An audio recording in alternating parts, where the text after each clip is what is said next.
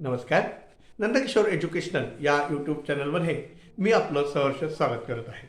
मागील 2 व्हिडिओमध्ये आपण मार्गशीर्ष महिना श्री लक्ष्मी महात्म्य याचे नियम व पूजा स्थापना म्हणजे पूजा विधी, पूजा कशी मांडायची याबद्दल आपण माहिती करून घेतली, म्हणजे संपूर्ण माहिती घेतली. आजच्या या व्हिडिओमध्ये श्री लक्ष्मी देवीची कहाणी आपण म्हणजेच गुरुवारची व्रतकथा आता मी आपल्यासमोर सादर करत आहे. श्री गणेशाय नमः.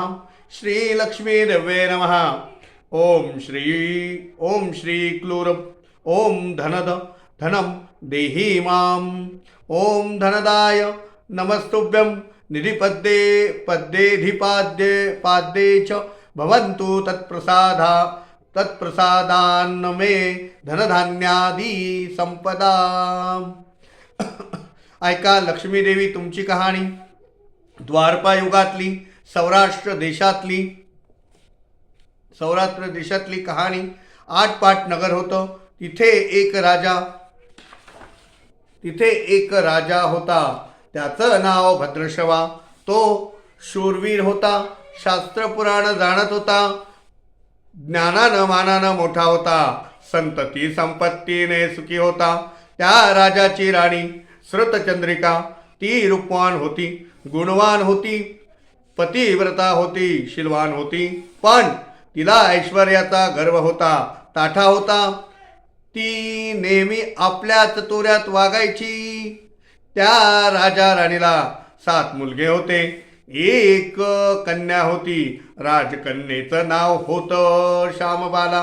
ती मोठी चुणचुणीत होती, चाणाक्ष होती. राजाचं असं ते 10 माणसांचं कुटुंब मोठ्या आनंदानं गुण्या गोविंदानं नांदत होतं, थाटामाटानं राहत होतं.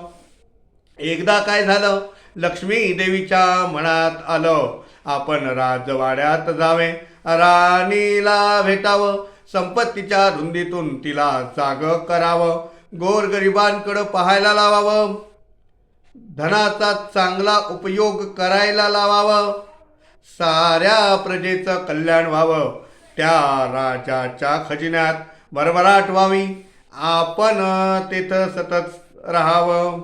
मग काय झालं, लक्ष्मी देवीनं म्हातारीचं रूप घेतलं. काठीत टेकीत ती राजवाड्याच्या दाराशी आली. तिला रखवालदारानं अडवलं. तशी ती म्हणाली, मला राणीला भेटायचंय. मग एक दासी दाराशी आली. ती त्या म्हातारीला म्हणाली, कोण ग बाई तू, गाव कोणतं, नाव काय, राणीला भेटायचं कारण काय. म्हातारीने सांगितलं, मी कमलाबाई, द्वारकेला असते, राणीला भेटायचंय, आशीर्वाद द्यायचाय. कुठं आहे ती राणी. राणी साहेब कामात आहेत, मैत्रिणींशी बोलत आहेत. तुझा हा अवतार. मैत्रिणी हसतील, राणी साहेबांचा अपमान होईल, त्या रागावतील. तू थोडा वेळ या खोलीत बस. चल. दासीनं असा खुलासा केला. तेव्हा म्हातारी संतापली. तावातावानं म्हणाली, हेच ते, तुझ्या राणीला या जन्मात संपत्तीचा गर्व चढला आहे. मागच्या जन्मी ती एका दरिद्र वैश्याची पत्नी होती. गरिबीनं गांजली होती. नवऱ्याशी भांडत होती. एकदा असलंच भांडण झालं. ती घरातून निघून गेली. रानावनात भटकू लागली. लक्ष्मी देवीला तिची दया आली. तिला लक्ष्मी व्रत करायला सांगितलं. तसं तिनं ते लक्ष्मी व्रत मार्गशीर्ष महिनाभर केलं. लक्ष्मी प्रसन्न झाली. घरात संपत्ती आली. धनधान्य आलं. भांडण मिटलं. मग तिनं लक्ष्मी व्रत अखंड चालू ठेवलं. त्या व्रताच्या पुण्याईने तिला पुढच्या जन्मी राणीपद मिळालं, ऐश्वर्य लाभलं. पण आता ती श्रीमंतीत दंग झाली आहे. तिला संपत्तीचा गर्व चढला आहे. गोरगरिबांना विसरली, लक्ष्मी व्रत भुलून गेली, ती मला भेटणार नाही. माझ्या गरिबीच्या अवताराची तिला लाज वाटेल, ती माझ्यावर रागवेल, ती माझ्यावर रागवेल. ठीक आहे, जाते मी परत. दासीनं म्हातारीचा हात धरला, तिला बाजूला नेलं, पाणी प्यायला दिलं, थोडं शांत केलं, हात जोडले आणि ती दासी म्हणाली, आजीबाई राग सोडा, मी पडले नौकर, मी गरीब आहे, आमची गरिबी हटावी, संसार सुखाचा व्हावा, म्हणून मला ते लक्ष्मी व्रत सांगा, ते व्रत मी करीन, मला लक्ष्मी व्रताचा वसा द्या. तुला ग वसा कशाला, उठशील मातशील, घेतला वसा टाकून देशील, संपत्ती मिळाली तर गर्व करशील, म्हातारी असं म्हणाली.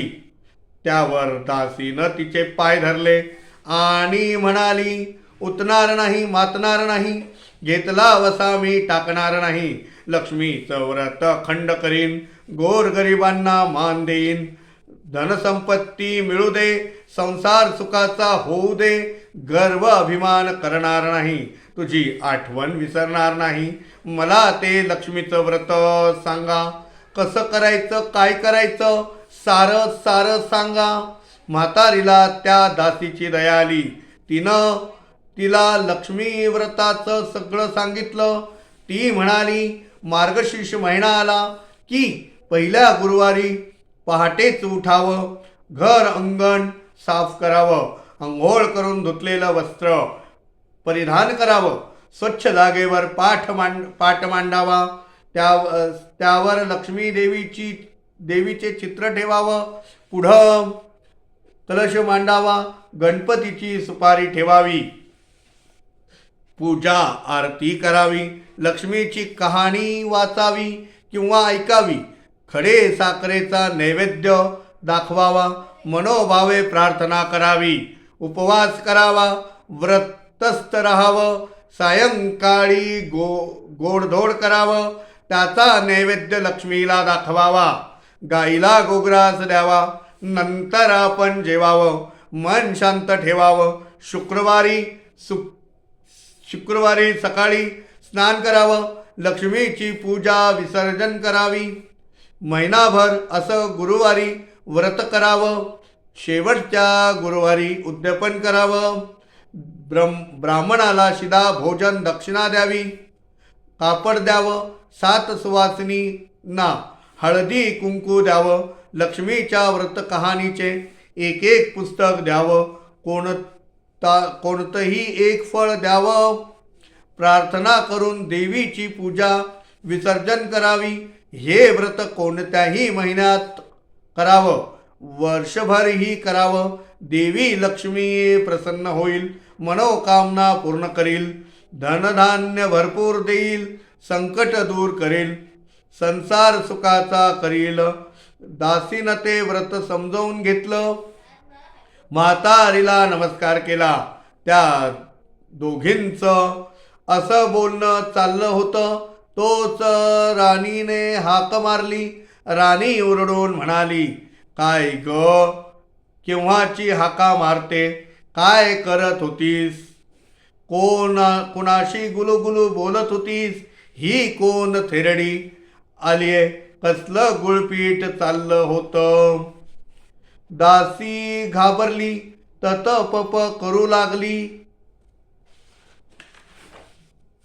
त्या म्हातारीला लवकर निघून जा म्हणाली, तर तोच राणी पुढाली, त्या म्हातारीवर ओरडली, म्हणाली, काय गे भिकारडे, इथे कशाला आली होतीस, काय काम होतं. म्हातारी म्हणाली, मी तुला लक्ष्मीच्या व्रताची आठवण करून द्यायला आले. मागच्या जन्मी तू लक्ष्मी व्रत केलंस, म्हणून या जन्मी तू राणी झालीस बरं. म्हातारी हे सांगत होती तोच राणी मध्येच खेकसून म्हणाली, "अरे हे माझ्या मागच्या जन्मीचं पुराण मला नको सांगू. चल, चालती हो येथून. हा राजवाडा आहे. इथे येथे भिकारड्यांचं काम नाही. चल जा, निघ येथून." यानंतरची कथा पुढच्या व्हिडिओमध्ये.